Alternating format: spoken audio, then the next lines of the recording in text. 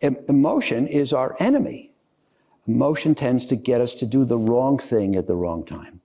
And we have to resist that. And one thing I point out is that the influences that affect the crowd, those influences are universal.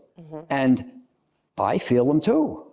And you feel them too, and everyone in here. We read the same newspapers. The news is the same for all of us. In order to outperform, by definition, you have to depart from the crowd. You have to hold a different position, and you have to have resolve to do it. And it can't be easy. A battlefield hero is not somebody who's unafraid. It's somebody who's afraid, but he does it anyway. I mean, if you're in scary circumstances, to be unafraid, you kind of have to be a nut. But the key is, can you be afraid and do your job anyway? What I wanted to say is Dave Swenson, who for 35 years ran the endowment at Yale and did a bang-up job. And he wrote a book called Pioneering Portfolio Management, I think it was in 98 or 9. And he said that successful investing requires the adoption of uncomfortably idiosyncratic positions. Everybody has the same influences. Everybody thinks pretty much the same. Everybody anoints the same winners and criticizes the same losers. And obviously, tomorrow's winners are usually found on the pile of today's losers, not on today's pile of today's winners. But to prospect in today's pile of losers, the things that everybody else are junk, you have to be idiosyncratic. You have to take on idiosyncratic positions. And it's a rare person who can do that and not feel some discomfort.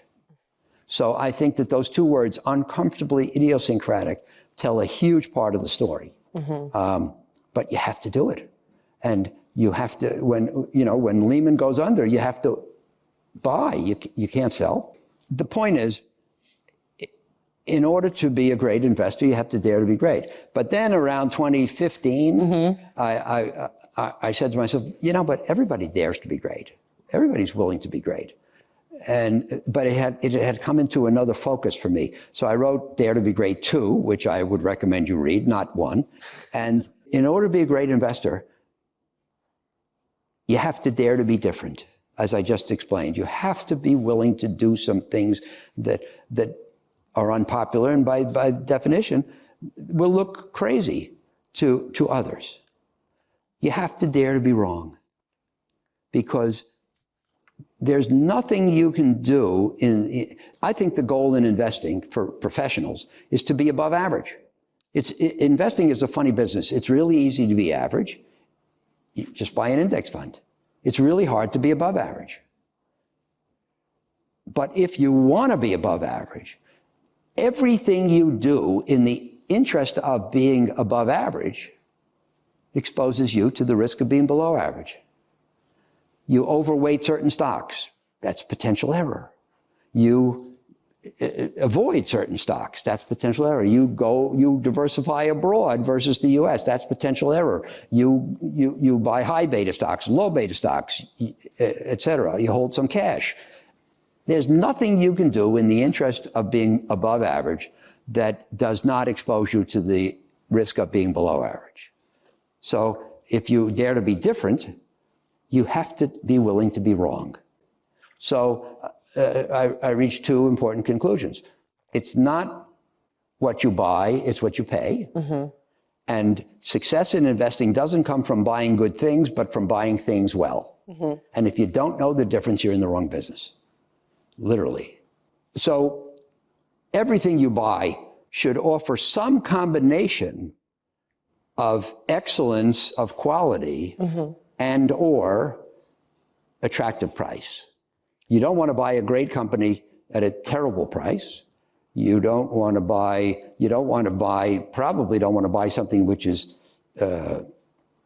horrible fundamentals at a really low seeming price. It's the trade-off that you're looking for. Did you know that Howard Marks had prepared $11 billion reserve fund especially for the crisis like 2008?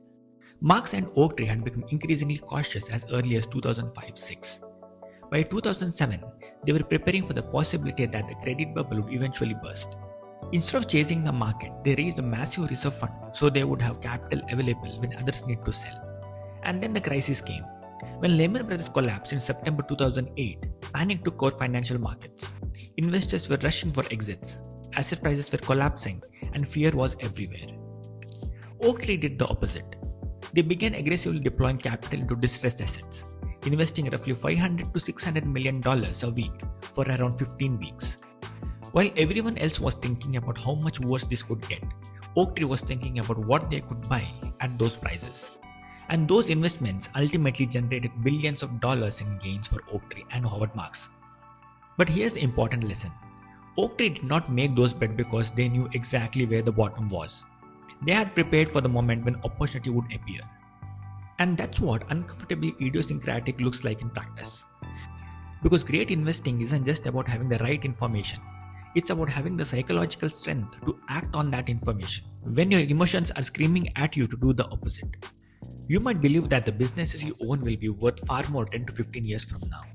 But when the market falls 30% tomorrow, that's when your psychology gets tested. And this is why having some cash on the sidelines can be a psychological advantage. Cash isn't just about earning return. It gives you the confidence to sit through volatility.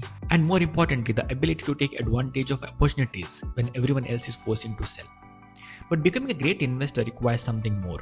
You have to dare to be different, dare to be wrong, dare to be patient, and dare to be criticized for your decisions. Because outperforming the crowd does not come from doing what everyone else is doing. Because it comes from having the conviction to think independently, act differently, and remain patient when everyone around you is losing their nerve. And if you have the ability and the courage to do that, that's when you give yourself a real chance of outperforming the crowd.